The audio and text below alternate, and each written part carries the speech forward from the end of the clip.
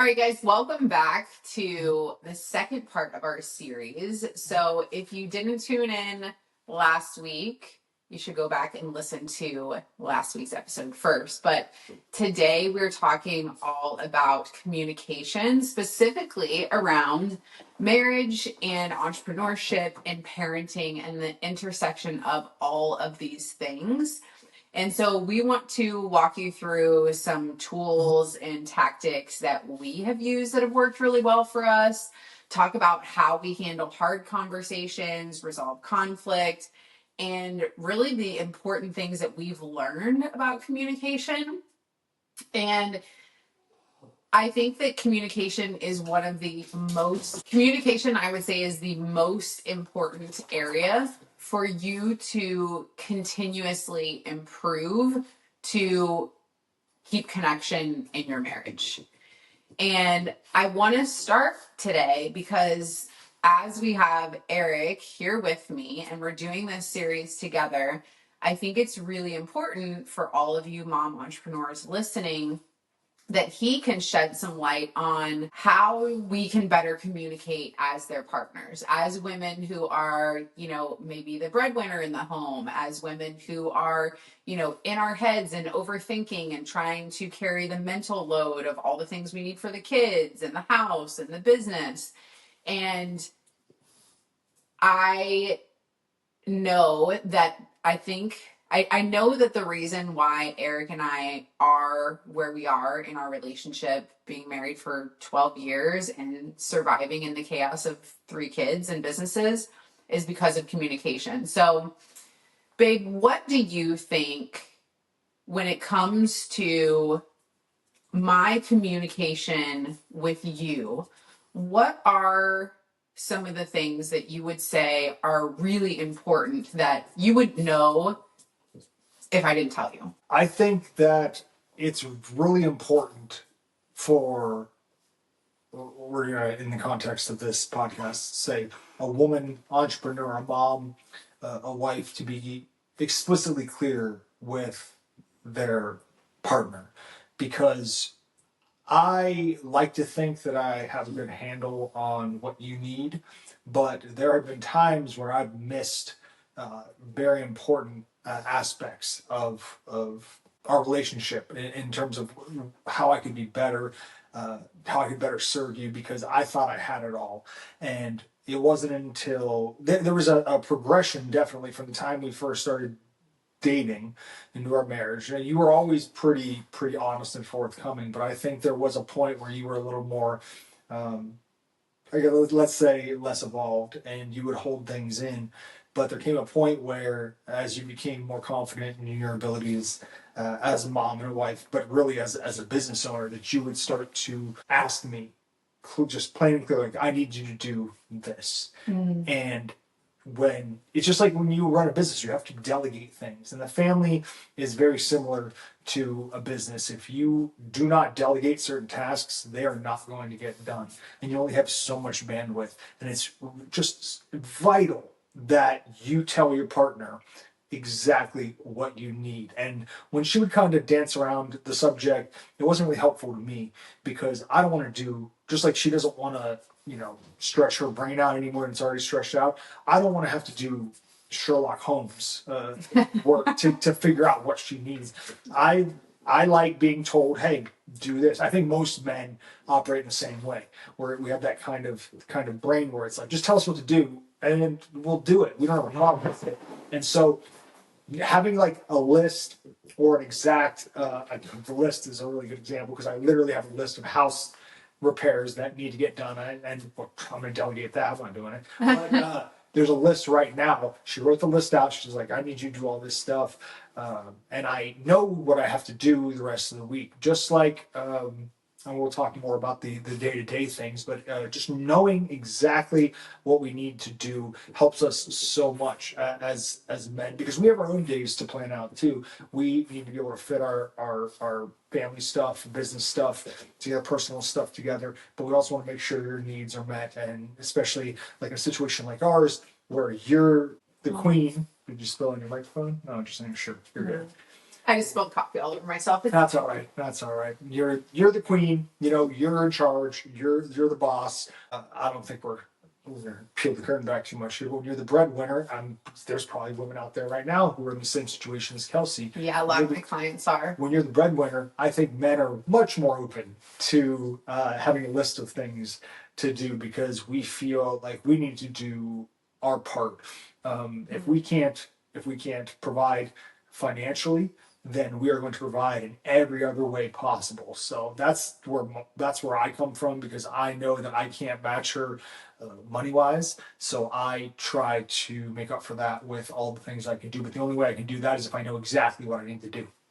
Yeah, and I think, I appreciate like your honesty in that because I think that can be something that people are too scared to talk about, right? To where it's like there are a lot of things that can cause conflict. And I said it on the podcast that we recorded for last week about, you know, communication and conversation does not have to be confrontational.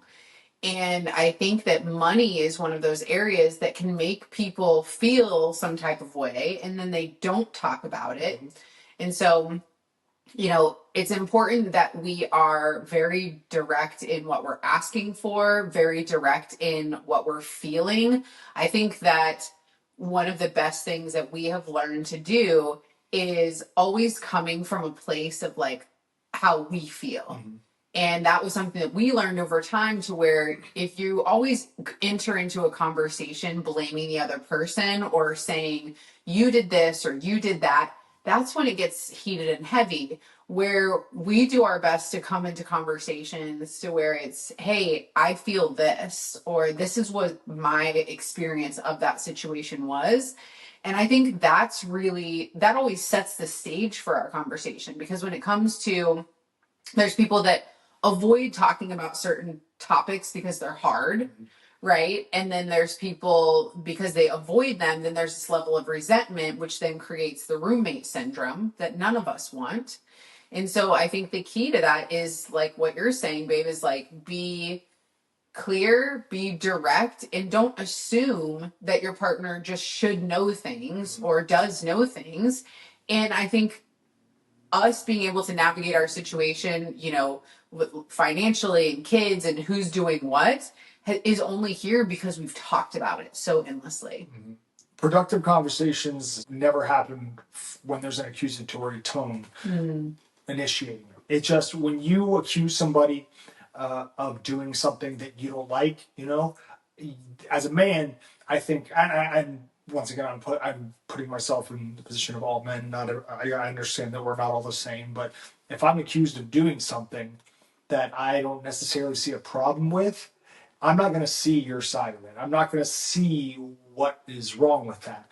And to kind of tie it into money, when I used to have some really bad spending habits, like some real just frivolous stuff.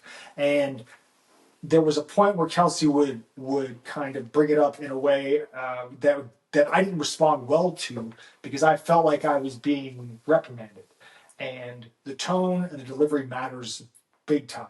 But it wasn't until she started, working on how she was delivering this message and saying from, coming from the perspective of the collective unit here, that I really understood what she was saying. And she, basically, you need to get control of these spending habits because it's better for our family. You gotta reel this in, and I have, thankfully, and it's caused a lot less stress. And she was right about what I was doing, but it doesn't matter how right you are.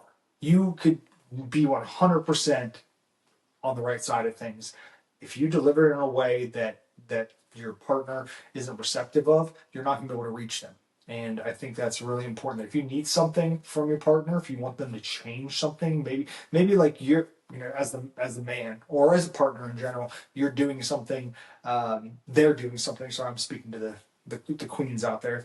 Your partner's doing something they enjoy, but it might be more hurtful or harmful than they realize. whether it's financially, maybe they drink too much, maybe, it could be anything, severe stuff, or just maybe they just, they're on their phone too much, which we've had conversations about that in the past as well.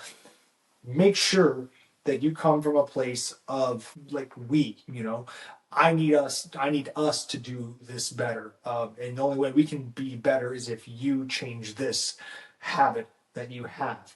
Not you're bad because you're on your phone too much. It's more like we can be together as a family more when you're out on your phone. When you're on your phone, I feel like you're not present and you're not, playing a part in this family. You're not with me, and I want you to be with me.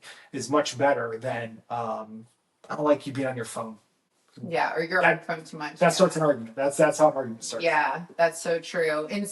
And that's why where it comes back to like it's so much like you said, the tone and the delivery.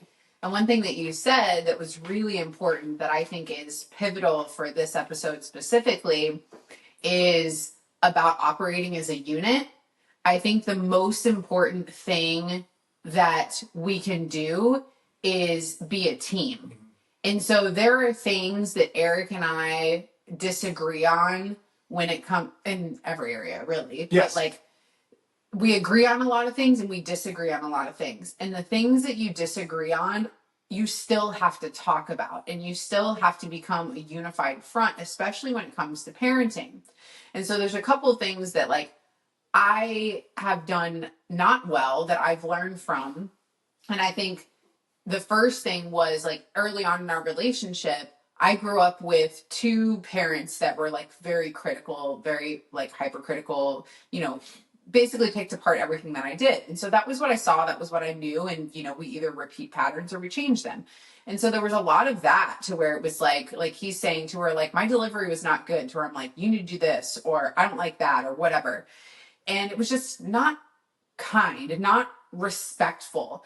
And it wasn't until, we had multiple conversations in different ways, because habits are hard to break, right? Where he really started to reflect back to me how it was making him feel. And basically, when somebody that you love tells you, hey, you're doing this thing and it's hurting me, it makes you change. Like there was conversations where he would deliver it to me and like the blaming kind of like, you're doing this and I don't like it.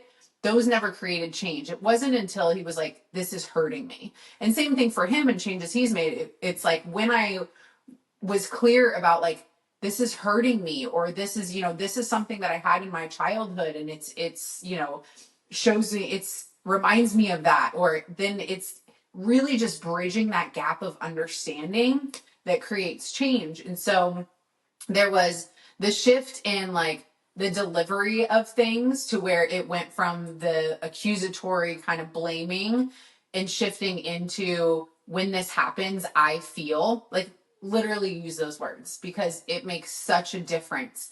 We had a conversation last night and I was like, hey, when that happened, that hurt my feelings. And we literally had this conversation at the dinner table in front of our kids and resolved it in front of them.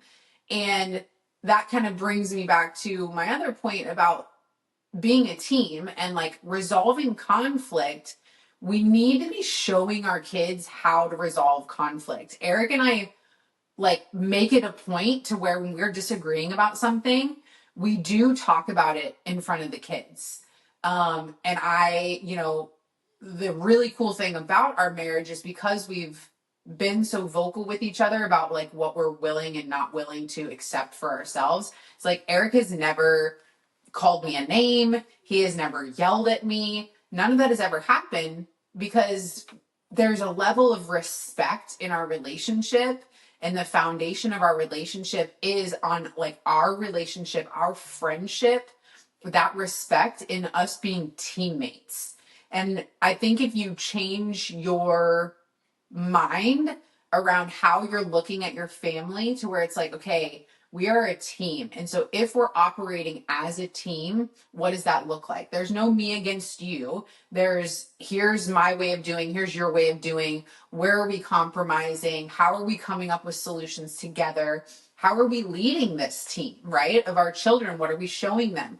And so these are questions and discussions that we've had. But I think the team aspect is probably the most helpful thing for me and for us. I don't know if you agree, babe, just because I think that has alleviated a lot of pressure from me personally as somebody who, who is working, who is thinking about the kids, who is like, that was my choice to basically be like, oh, there's all this stuff in the house that needs to get repaired. So now I have to block time on my schedule. And I'm like, this man is here to support me. Why am I not asking him for help? So I think that if you can if you can communicate directly and use the I feel statements and come into conversations with how you're actually feeling and what your experience of things is, and take them out of it, I think that's really helpful. And I think viewing your family as a team and viewing your partner as your teammate changes everything. Yeah, I knew that Kelsey and I were going to work very early on because my previous relationships were somewhat adversarial, and that never works, And there's definitely moments where maybe we didn't see eye to eye very early on, like she touched on the way she would speak to me, the way I would react to things as well. There was work to be done, but that's just being young and being early on in a relationship. But a team will not work if it's adversarial. You've seen the story play out millions of times in sports where teammates don't get along. It never works. You have to make things work. And if there's mutual respect and obviously love, it's going to work so much better. And you can't have that mutual respect without communication, because inevitably somebody's going to get their feelings hurt by something somebody else does. We're human beings. That's what happens. It cannot be a situation where it's me versus you. It's us. It's the collective. And that's how the family works. That's how a business works. If you have a team member in your business that is toxic and is just, not helpful, they're a cancer. They need to be removed. And if you have a partner that you love and care about that's doing something that's damaging to your relationship and your family structure and your business and just your whole life, you need to talk to them about it. Because if they really do love you, like when Kelsey would bring things up to me that I needed to change, I wouldn't have been receptive to it if I didn't really love her. I love her more than life itself. I love our kids more than life itself. So of course, not buying 4 pairs of shoes a month is not a big deal. Like, that's not like, okay, sure, whatever. It's like, he's a shoe guy, folks. Yeah. I'm a retired shoe guy. Really. If I had the means to, I would still be very into it. But I'm like a 1 pair every 2 months kind of guy. Now, if that, really, in the New Balance is now showing my age. But yeah, there's just certain sacrifices that aren't really sacrifices when it really comes down to it. But we don't know we need to make that change until somebody brings it up. What are some of the ways that you think, some of the things that we do actually because we've talked about, like, okay, view your family as a team, view your partner as your teammate, directly and openly communicate by talking about you, not them. I think those are all helpful things for them to apply. What are the things that you think that we do, or what have we done well to handle especially some of those hard conversations that we've had? Like, what do you think made you more receptive to those things, and or what are things that we do inside those conversations that you think would be helpful for people? Well, I think you touched on a vital aspect of those conversations where it's an I feel. Yeah. Because if you love somebody, you don't want to hurt their feelings. That should be obvious. Sure. And I think that's a sign of a bad relationship when you disregard your partner's feelings for your own needs. It's a balancing act. She's not going to agree with everything and that's a myth in itself, that successful marriages need to be ideologically aligned 100%. We have very similar values, but there's things we disagree on all the time. We parent similarly, but we also have some differences because she's a woman and I'm a man, and they parent differently. I parent my sons differently than she parents sons. We are not having another baby. We are not having another baby. Our son, we're not. We have one son. That's all we're getting. I parent my son differently than she parents him. I parent my daughters different. It's just the dynamics different. So that's just. But the rules, I think, to clarify on that, I think the way because I think this is really important to touch on when it comes to parenting or anything that you disagree on. There is the way that you do things, but also recognizing and respecting that there are things that you do differently while making sure like the foundational things are the things that you agree upon. There's some overreaching values that are universal between the two of us. So, but there's also just differences, and just like our hobbies, we don't like any of the same stuff. People are like, "Oh, you must like." No, she doesn't like football. She doesn't like any nerd stuff. She loves to read. I love to read too, but she's like obsessed with it. I'm like, I want to play some video games. So there, you don't have to be universally aligned in things like that, but in terms of goals for your family, you're going to have to be aligned there. Like how you want to raise your kids, what kind of people you want your kids to be. That's really important. Just like it is with your business. Like you have, I'm sure everybody has a vision for their business. You also should have a vision for your family. The only way you can make that vision possible is if your team, which is you and your partner, are aligned for the most part. So, but like I said, you don't have to be universally aligned. If you have these issues that you're a little bit different, I'm a little more harder edged than she is, especially with our son, because I have a certain idea of how I would like to raise a man, and she can't really relate to that because she's a woman. Vice versa with the daughter, she has a unique perspective with girls that I do not have. So, but when we have these differences, we talk about it. Hey, you just bring it up. Hey. The way that you do this kind of makes you feel this way, and then I express why it's important to me, and it's okay to agree to disagree on certain things. It's not if it's not damaging, if it's not hurtful, sometimes you just gotta let things slide, but you need to make it clear why you feel the way you feel, why you need to do the things you do, and make sure that and if it becomes a big issue, then maybe you need to compromise a little bit more than you planned on. Yeah. That's a good point. So I think that a lot of mom entrepreneurs, myself included, I think because we feel so attached to our children as mothers, but then also have love for our work and growing our businesses. I think one of the things that we struggle with a lot is, taking time for ourselves and like not feeling guilty about it. And I think it would be important for you to shed some light on, obviously, how I feel about like my self-care appointments, and I always schedule them and do them even if I do feel guilty. But I think that sometimes women assume like, oh, I'm already taking so much time away because of work. What would you say to a woman to a mom who's running a business, who's struggling with making time for herself? Well, I would say that it really, from the perspective of the partner, I'm going to speak as a man to fellow men, hopefully, is that just like when we need a recharge from parenting, you need a certain amount of time to make your business work. You also need a certain amount of time to recover from that business. And I am not a needy guy. It would really help for a business owner to not be in a marriage with an emotionally needy person, because that could be a detriment. And I'm not. If you have emotional needs, that's one thing. But as adults, as men, I'm trying to get on a horse here.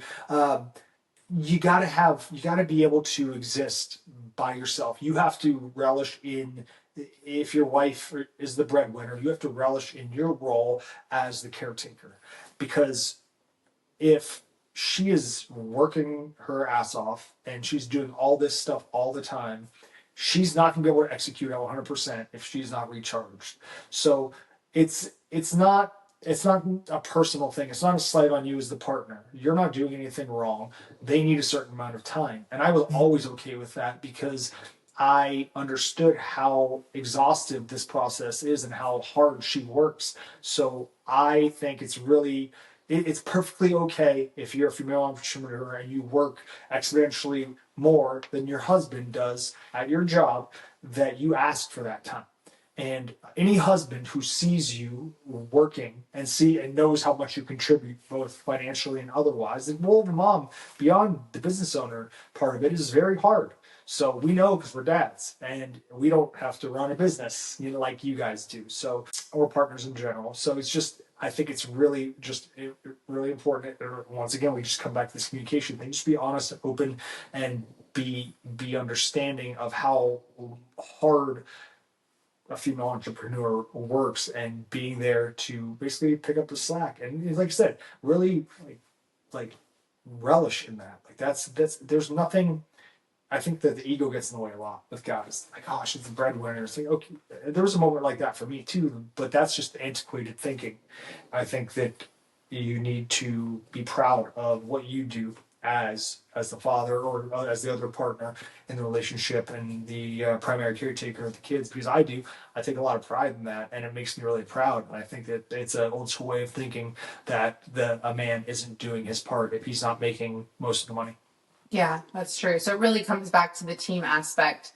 So I think wrapping up today on talking all things communication, directness, paying attention to your tone, your delivery, making sure that you're not avoiding the hard conversations, not letting things pile up over time. I think that's another thing, is just handling things as they come. There's a lot of little like jokes on social media about like the like annoying things that men do or that women do, either way. And it's like, I get it, but also say something. Yeah. And it really just comes back to that. I think that's the thing, is just say something and say it well. And just doing that is going to put you guys on the same team. So I hope this has been helpful for you guys. The financial conversations, the intimacy conversations, the stuff that's hard and uncomfortable to talk about, you have to talk about those things. Avoidance is only going to separate you further. And so that really goes back to what we talked about in the last episode, is using those weekly check-in times. Again, dedicating 30 minutes a week to your marriage and having a conversation can drastically change the trajectory of your life, how you feel. Because at the end of the day, like, we're supposed to be in partnership with people. We're as humans, we're not supposed to be alone. And so when you feel alone in your own household, that's you're never going to be happy, no matter how hard you work and how much money you make. So thank you guys for being here, for listening. Our DMs and email are always open for you guys to have questions. We love your feedback. Hopefully you guys are enjoying this series. And we have one more episode that we are going to be putting out for you guys next week. And we are going to be talking about growing together instead of growing apart. So this is going to be a really interesting conversation, because a lot of my clients, and myself included, I think as entrepreneurs, we are naturally just always evolving and really committed to like a level of personal growth that most people do not understand. And so a lot of my clients who are with partners who are not entrepreneurs have a really hard time with like feeling like their partners don't understand that. So we're going to talk about important things that you need to do to grow together, to evolve together, to make sure that your marriage is evolving and growing and staying connected. But for now, please take these communication tips, talk to your partner, check your tone, check your delivery, openly speak, directly speak to each other, and it will change your marriage for sure. We'll see you guys next week.